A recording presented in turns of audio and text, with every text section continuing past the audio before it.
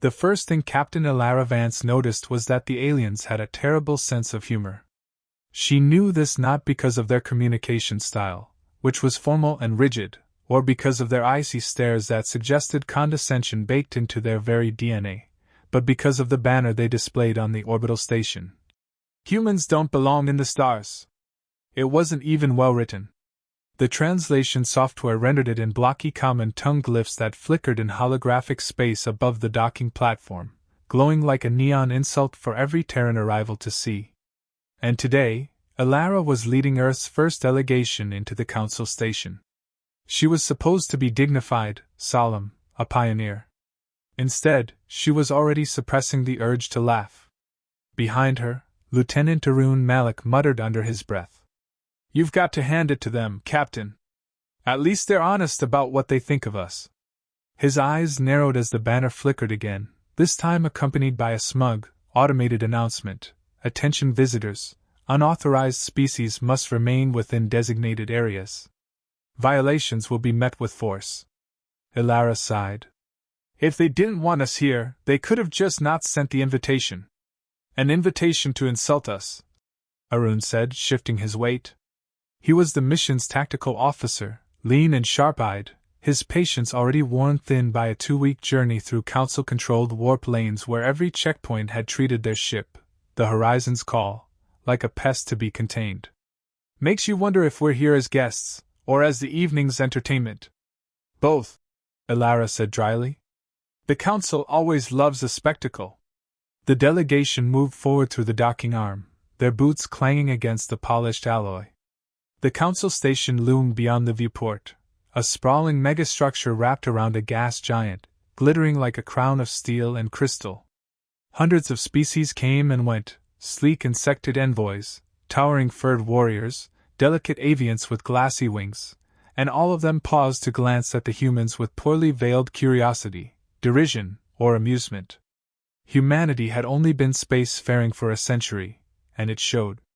Compared to the grand empires that had mapped half the galaxy, Terran ships were underpowered, their technology considered primitive. But Earth had clawed its way up from nothing, carving routes through hostile voids, pushing into the frontier with a stubbornness that the Council found baffling. And now they had been summoned, not invited, to a tribunal where their petition for membership in the Stellar Council would be formally addressed. It was supposed to be a moment of legitimacy. But the banner outside made it very clear how the galaxy felt about humanity's place among the stars. "Captain," said Dr. Nia Alvarez, the mission's cultural specialist, adjusting her translator pin nervously. "Do we ignore it? Or do we address it in our opening statement?" Her voice trembled slightly. She had been trained to navigate the labyrinth of alien etiquette, but this? This was less subtle insult and more outright humiliation. Elara kept her stride even, her face calm, though her jaw ached from restraint. "We ignore it. Pretend we don't even notice. If they wanted a reaction, they're not getting one." "Easier said than done," Arun muttered. His hand twitched near his sidearm before he forced it away. Weapons were banned in Council space, but habits died hard. The docking arm opened into the grand concourse of the station. It was vast. Cathedral ceilings of translucent alloy, murals of stellar phenomena painted in shifting holographic light, and a floor that reflected the stars themselves, like walking across the galaxy. The architecture was designed to awe. And it succeeded, though Elara suspected it was also meant to remind visitors of their insignificance. A procession awaited them. At its center stood Counselor Threx, a tall, angular being with a face like fractured crystal and a body that seemed more sculpture than flesh. His robe shimmered with embedded starlight, and his 6-fingered hands rested atop a ceremonial staff. His voice, when it came, carried the cold echo of superiority. "Representatives of Sol. Humanity. You have arrived, at last." The pause was deliberate, as though even their punctuality could be framed as a flaw. Elara stepped forward, her expression neutral. "Counselor Threx. On behalf of Earth and her colonies, we thank you for receiving us." There was a ripple of amusement among the alien envoys. Threx tilted his head, the crystalline facets of his skull catching the light. Such courtesy. But gratitude is misplaced. It was not we who requested this audience. It was you who begged for recognition. And now you will state your case. Before we decide whether you are to be tolerated. The word hung in the air like a blade. Arun's lips twitched, but Alara caught his eye with a subtle shake of her head. He bit back whatever retort had been brewing. Nia cleared her throat softly, whispering just loud enough for Alara to hear. They're trying to provoke us. Test our composure. I know, Alara murmured. Then louder. We are ready. The council chamber was a circular amphitheater filled with tiered seats. Each held a representative of one of the great species, the winged seraphis, their feathers humming with energy, the hulking Kurok, whose armor plates were grown from their own carapaces, the wispy Vera, beings of semi-liquid form whose voices dripped like water in a cave. Every gaze turned toward the humans as they stepped into the center of the chamber, a spotlight illuminating them like insects under glass. Threx's voice rang out. Humanity claims it has earned the right to stand among the stars. Humanity claims it is more than a feral world swarm that clawed its way off its rock. Very well. Speak. Defend your delusion. The chamber chuckled, the sound a mix of chitters, growls, and electronic tones. Alara inhaled. Her heart pounded, but she projected calm. We did not come here to boast, nor to beg. We came to show you who we are. Humanity has faced extinction on our own world a dozen times over, by war, by plague, by famine, by disaster. Each time, we adapted. Each time, we endured. And when we reached for the stars, we brought that same spirit with us. There were murmurs. Not of approval, no, not yet, but of intrigue. The council loved a performance. Threx's crystalline face glimmered with what might have been disdain. Adversity breeds desperation, not greatness. The galaxy does not need desperate species. It needs stability. Arun's patience cracked. He stepped forward, voice sharp. With respect, Counselor, stability is just another word for stagnation. If the galaxy only admitted species that never struggled, it would still be empty. Gasps echoed through the chamber. Nia blanched. Alara's stomach tightened. Arun's words were true, but defiance could cost them dearly. Yet to her surprise, a few counselors actually leaned forward, their eyes bright. Not in anger, but amusement. Interest. Threx's staff struck the floor, the sound reverberating like a chime. Careful, human. Insolence is a poor substitute for wisdom. Alara quickly interjected. What my officer means is that our struggles have forged us. We do not see hardship as a curse, but as a crucible. Humanity does not seek to disrupt the galaxy. We seek to contribute. To share what we've learned in our long history of surviving against impossible odds. The words rang true, but she knew they weren't enough. The council would need more than speeches. They wanted proof. And proof came, unexpectedly, in the form of chaos. The chamber doors burst open. A messenger drone shot inside, its frame scorched, its lens cracked. It sputtered as it projected a frantic transmission into the air. The image of a burning colony world filled the chamber, ships raining fire from orbit, cities crumbling under bombardment. Alien screams echoed through the feed. Gasps filled the air. Raiders! Someone cried. The Chorus swarm has breached the neutral zone. Panic rippled through the chamber as the feed showed the swarm, thousands of insectoid ships descending on helpless civilians. The council had long debated whether to intervene in frontier raids, but bureaucracy always stalled action. By the time aid arrived, colonies were usually ash and bone. Threx turned to his fellow counselors. We will convene emergency session. But Alara didn't wait. She snapped her comm open. Horizon's call, prep for launch. We're going to that colony. Arun blinked. Captain. They'll debate until the planet is dust, Alara said, her voice steel. We don't have time. Counselors gaped. Some scoffed. Threx sneered. You would rush to your deaths, human? Against a swarm fleet? Alara met his crystalline gaze, fire in her eyes. We don't wait for permission to do what's right. And in that moment, the chamber erupted. Some laughed at the madness. Others hissed at the arrogance. But a few, just a few, watched with something like respect. Humanity had just thrown down its first challenge. And the stars were watching. The colony was burning when the horizon's call dropped out of warp. The planet below glowed with fire, streaks of plasma cutting across the night side as swarm ships rained devastation on its cities. The comm channels were filled with static-laced screams and desperate distress calls. No reinforcements had arrived, not from the Council, not from anyone. Elara stood at the command dais, eyes fixed on the tactical display. Red icons bloomed across the hologrid, each representing an enemy vessel. There were hundreds. Too many. Arun whistled low. That's not a raid. That's an extermination. They're not just plundering. Nia added, her voice tight as she read the reports coming in. They're erasing the colony. Civilians, infrastructure, everything. Elara's hands clenched behind her back. The Kariz swarm was infamous across the outer sectors, a nomadic horde that descended on worlds like locusts, stripping them of resources before moving on. But this was different. This was annihilation. And the Council would still be debating proper jurisdiction while a million lives vanished. Arun's tactical display flickered, the AI feeding him projections. Captain, our ship can't take on a fleet this size. We've got decent railguns and torpedoes, but nothing that can dent a swarm formation. I know, Elara said. Her eyes didn't leave the display. But we're not here to win a fleet battle. We're here to buy time. Arun blinked. Buy time for what? No one else is coming. Elara finally turned, her gaze locking with his. Then we'll buy time for the people on the surface to get out. We disrupt the swarm. Draw fire. Create chaos.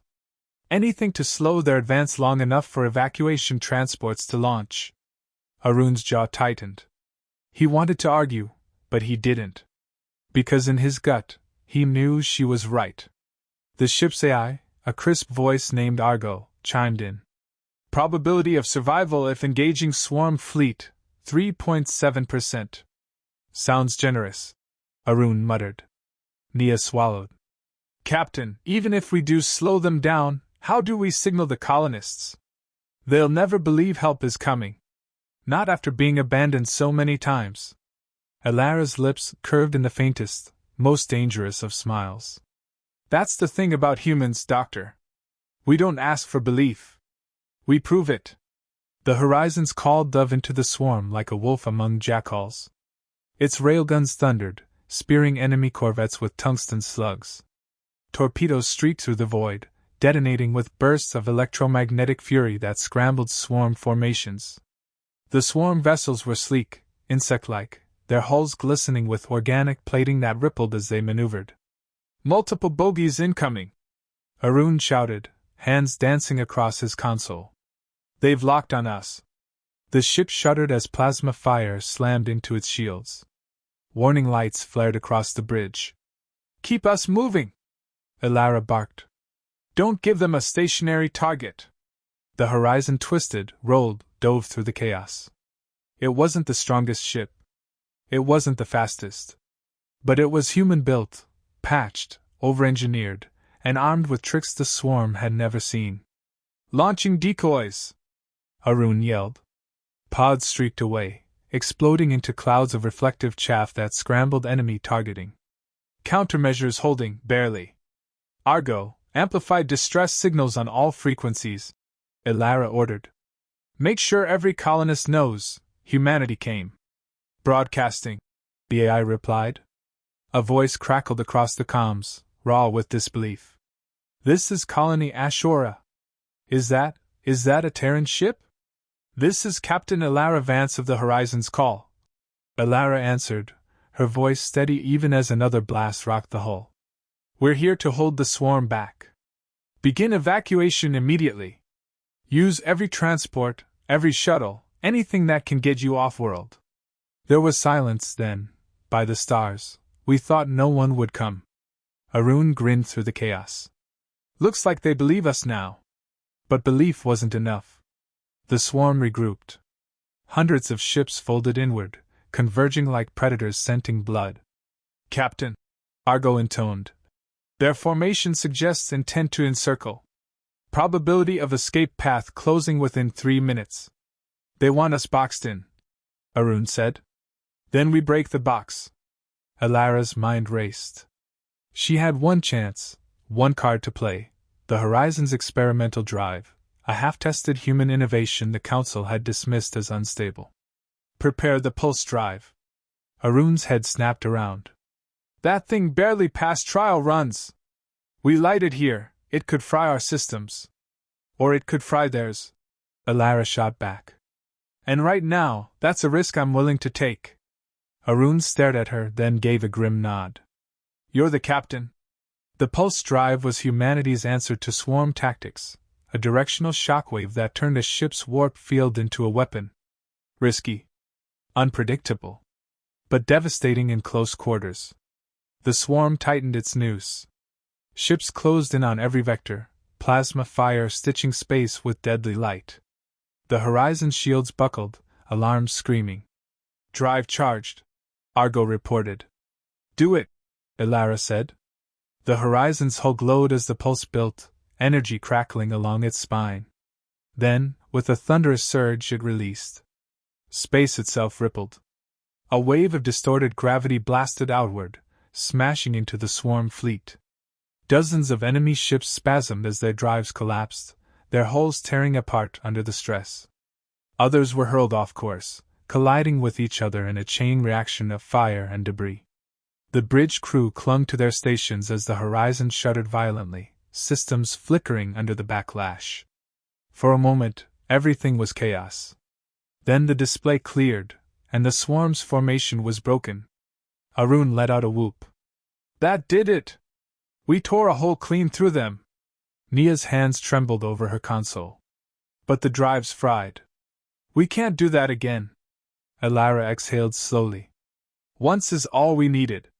Signal the colony. Tell them the path is clear, for now." On the surface, evacuation ships roared into the sky, packed with civilians. Some were rickety transports, others were cargo haulers hastily retrofitted for passengers. The Horizon darted back and forth, intercepting swarm fighters, drawing fire, keeping the skies open.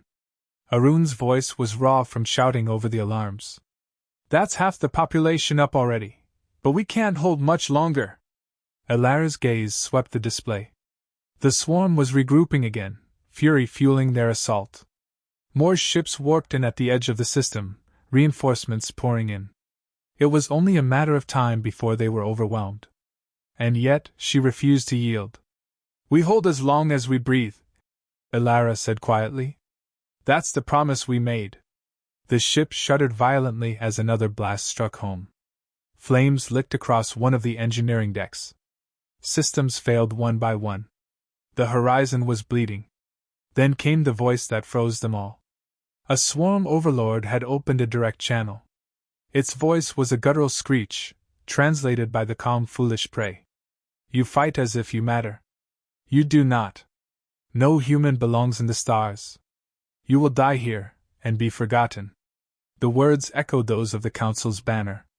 Alara's eyes narrowed. She keyed the calm, her voice cutting through like a blade. "You're wrong. We don't belong in the stars because someone allowed us. We belong here because we chose to come.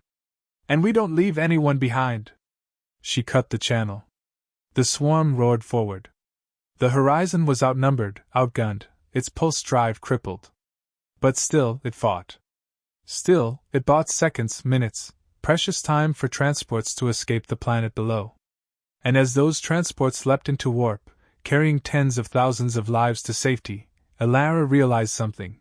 Even if they didn't survive this, humanity had already won. Because they had proved, beyond doubt, that humans did belong among the stars. And the galaxy was watching. The Horizon's call was dying. Hull breaches rippled through its midsection, venting atmosphere into the void.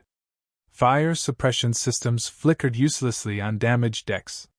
Crews scrambled to patch systems with whatever jury-rigged solutions they could muster, but every second brought another impact, another shriek of tortured metal. On the bridge, Elara's knuckles were white against the railing. Her voice was calm, clipped, the voice of a captain who had no room for fear. Status. Shields are gone. Arun barked, his console sparking as he rerouted power. We're down to armor plating. Railguns at 40% capacity. Torpedoes, 1 left. 1, Elara repeated quietly. Nia was pale but determined as she clutched her translator pin. Evacuation transports report 80% clear of atmosphere. They're still launching, but the swarm's closing in. The tactical display filled with red icons, swarm vessels swarming like hornets around their lone human ship. The horizon darted and weaved, but the encirclement was nearly complete. The hole they had ripped with the pulse drive was closing fast. Argo, the AI, spoke with mechanical calm. Projections indicate Horizon will not survive more than 6 minutes under current conditions. Arun slammed his fist against the console. 6 minutes? That's it. Elara's eyes narrowed. Then we'll make those 6 minutes count. The swarm pressed in, their organic hulls glistening, their weapon fire a ceaseless storm of plasma and cutting beams. And then, as though the void itself parted, one massive vessel emerged from the swarm. The Overlord's ship. It dwarfed everything else, a leviathan bristling with spines and glowing with sickly green light. Its presence alone made lesser swarm ships bow away, giving it the center stage. And when it spoke, its voice rattled through the calms like claws across glass. Pathetic little vermin. You are not warriors. You are not conquerors. You are prey. And yet you gnash and bite as though you could matter. Tell me, human, why struggle? Why not kneel and be consumed, as countless others have before you? The voice filled the bridge. Nia trembled, pressing a hand to her headset as though she could block it out. Arun bared his teeth. I'd like to answer that with a railgun round to its face. Elara didn't flinch. She met the alien's taunt with her own steel. Because we don't kneel. Not to you. Not to anyone. We've survived everything the universe has thrown at us, and we'll survive you, too. The Overlord's laughter echoed like the crackle of burning forests. Survive? You misunderstand. There will be no survivors. Humanity will die here, forgotten, and the galaxy will cheer. The swarm ship surged at its command, hammering the horizon with renewed fury. The ship buckled, alarms shrieking, consoles bursting into flame. Engineering reports reactor instability, Argo announced. Containment at risk. Elara's mind raced. The reactor, an unstable Terran fusion core designed for maximum output in minimum space, could become a weapon if it overloaded. But detonation here would destroy the horizon, kill them all. Unless... Her gaze flicked to the Overlord's massive ship. Arun, she said quietly, how close would we need to be to push a reactor overload straight into that monster's gut? Arun froze, then looked at her with dawning horror. You're talking about a suicide run. I'm talking about a chance, Elara snapped. That ship is the hive mind's anchor. Kill it, and the swarm loses cohesion. The colonists will have their window to escape. Nia's eyes widened. Captain, you can't seriously. Elara turned, her face softened by a grim smile. We don't get to choose the battles we fight, Doctor. Only how we fight them. And if this is our last stand, then let's make it count.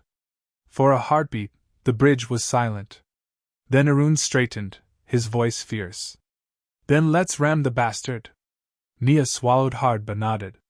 If we're going out proving them wrong. The horizon turned, engines burning with everything it had left, streaking straight toward the Overlord's ship. Swarm vessels scrambled to intercept, but the humans fought with desperation. Firing last torpedo! Arun shouted.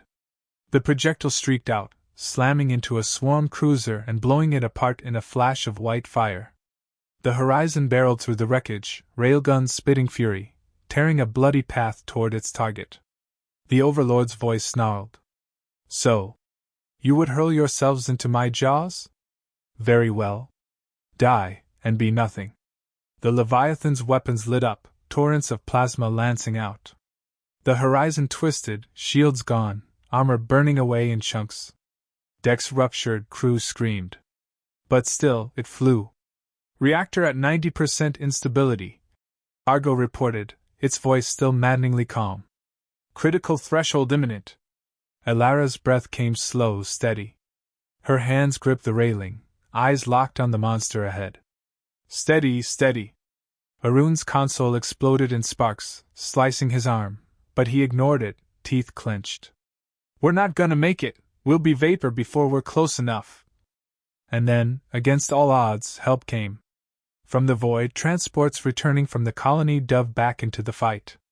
Cargo haulers, shuttlecraft, even mining vessels, they had armed themselves with improvised weapons, rail cannons welded to hulls, missile pods bolted onto frames. Civilians, ragtag and desperate, pouring everything they had into protecting the one ship that had not abandoned them. "This is Ashura Transport 9, a voice cried over the calm. "We're not leaving you behind." "Give 'em hell!" shouted another. The swarm reeled as the colonists struck, not with precision, not with power, but with courage. They carved gaps, disrupted formations, drew fire. Enough for the horizon to push closer. Nia's eyes shone with tears. "They came back for us." Elara's throat tightened. "No. They came back because they learned it from us." The Overlord roared with fury. "Insects! You dare!" But its voice was cut short as the horizon slammed forward, reactor screaming at the edge of containment. The Leviathan's hull loomed large, filling the viewport with organic plating and glowing vents. "Now Argo!" Elara shouted. The AI's voice was quiet, almost reverent. "Acknowledged. Goodbye, Captain." The horizon's core ruptured. Light. Blinding, all-consuming light. A wave of annihilation tore outward, punching straight into the Overlord's heart. The Leviathan convulsed, its spines shattering, its glow imploding as the blast ripped through its systems. A shockwave cascaded across the swarm fleet, their coordination shattering, vessels spiraling out of control. On the bridge, Elara's last thought was not of death, but of triumph. We proved them wrong. And then the light swallowed everything. But the story wasn't over. Fragments of the horizon burned across the void, drifting in silence. The swarm, broken and disoriented without their overlord, scattered. The colonists, stunned, realized they had been given a chance. And deep in the wreckage, among the twisted remains of steel and fire, a signal pulsed. Weak, flickering but alive. Arun Malik's voice, hoarse but defiant. "This is Lieutenant Malik. Horizon's call, we're not finished yet." The galaxy had seen humanity's defiance. Now it would see what came next. The galaxy expected silence. After the Horizon's call detonated in a blaze of reactor fire, after the Overlord's ship tore itself apart in a cascade of ruptured spines and burning plasma, the Stellar Council thought that would be the end. A tragic human folly. A noble but doomed gesture. Instead, what came next was something the galaxy would never forget. The colonists of Ashura didn't retreat into exile or fear. With the swarm fleet shattered and scattered, they turned their transports into search vessels, combing the debris field for survivors. They found Arun first, half-burned, suit torn, drifting unconscious in the wreckage, but still clinging to life. His vitals were weak, his body broken, but when his eyes cracked open on the med bay of a converted hauler, his first words were a rasping growl. "Did we win?" The colonists answered not with words, but with cheers that shook the walls. Hours later, they found Nia clinging to a shredded emergency pod, blood streaking her face, but alive. She wept when she realized the colony transports were intact, that people had escaped. "Elara, she did it," she whispered through cracked lips. "She bought them all time." And then came the unthinkable. A fragment of the Horizon's call, what remained of its forward command module, was still intact. The life signs were faint, almost indistinguishable from static, but they were there. Buried beneath twisted steel and flickering consoles, pinned beneath debris, Captain Elara Vance still breathed. When the colonists cut through the wreckage and dragged her into the light, she blinked against the glare, coughing on smoke. Her first thought was not of herself, but of the colony. How many made it out? Most, one of the rescuers said, voice thick with awe. Thanks to you?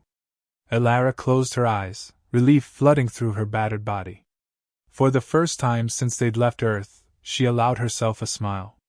News spread faster than the swarm's retreat. The Council had expected to receive a report of a failed Terran intervention, perhaps a solemn notification of humanity's reckless loss. Instead, they received a transmission that rippled across the entire galaxy, footage of the Horizon's Call's final run, of colonists joining the battle, of the Overlord's flagship tearing itself apart. Billions watched as humanity defied not only the swarm, but the Council's smug predictions of irrelevance. In the Council chambers, murmurs became uproar. Representatives demanded answers. Some accused the humans of recklessness. Others accused them of arrogance. But buried beneath the outrage was something the Council had not expected to feel toward the upstart species: respect. Councillor Threx stood in the chamber, his crystalline features unreadable as the footage played. When it ended, silence followed. For once, there were no jeers. No laughter. Only the weight of what humanity had done. They destroyed themselves. A Vera representative murmured, her liquid form rippling uneasily. And yet, they destroyed the swarm leader as well. That is no small feat. The swarm is broken, growled the Kurok warlord. A dozen of their worlds will be free from raids for generations. And it was the humans who bought it with their blood.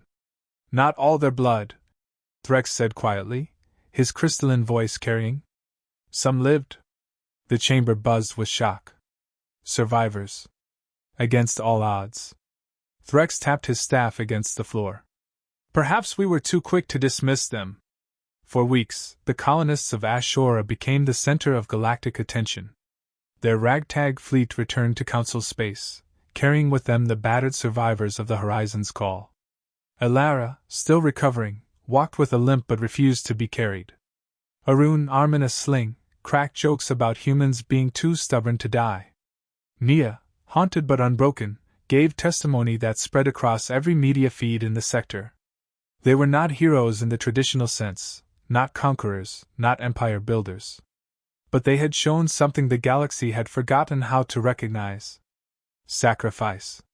Defiance. Humanity. When Elara and her crew finally stood once more before the Council, the banner that had mocked them was gone. No holographic proclamation dared declare that humans didn't belong in the stars. Instead, the chamber was silent, waiting. Councillor Threx spoke first. You risked annihilation against a foe none of us dared face. You saved not only your own kind, but others under our protection. Explain, human, why? Elara's voice was rough from injuries, but it carried through the hall with unwavering strength. Because no one else would. Because every time someone says we don't belong here, every time they tell us to stay in the dirt we crawled from, we prove them wrong.